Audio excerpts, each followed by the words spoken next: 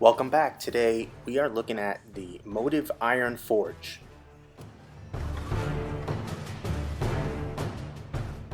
If you like what we do, follow us on Facebook, Instagram, YouTube.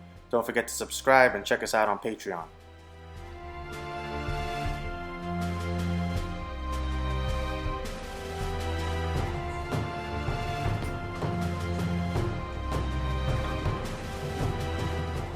The Iron Forge left a really good first impression, looks like a potential house shop beauty, and I expect it to be good on sport as well.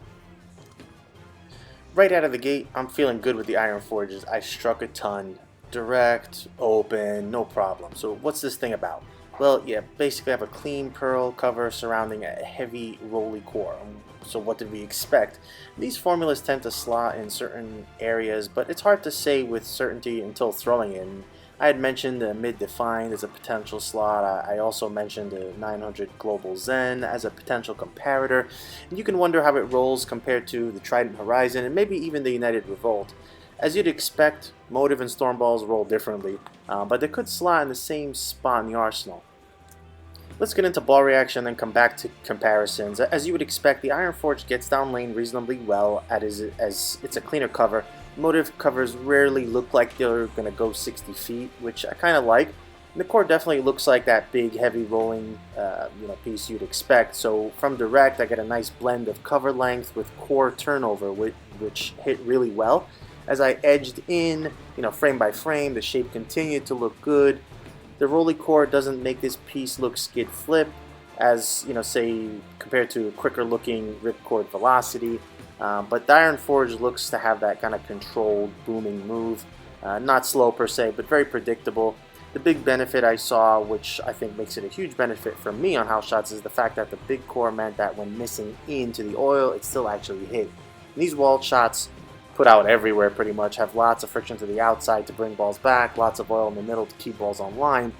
But sometimes when you have something strong and you're required to open up your angles, to find the pocket from outside means that when you tug it in, you get either flat corners or worse yet, buckets. And with this ball, my eyes were wide open as it just hit so well from in.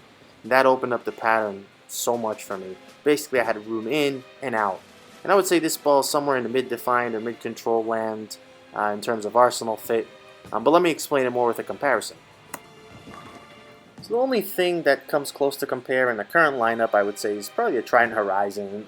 The Horizon is earlier and rounder, and it begs the question, which of these balls is the better fit in the mid-defined category? I want to say I feel like the Horizon is still the more natural fit there, but then that could slot the Iron Forge into the mid-control. And come to think of it, I put the 900 Global Zen in the mid-control slot. Yeah, a pearl? Yes.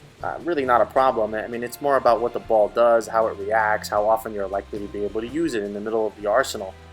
And if you like the Venom Shock in your mid-control, then this could be a mid-defined or mid-control plus. I mean, you could also have the Motiv Pride in the mid-control as well. Does that mean we have confusion?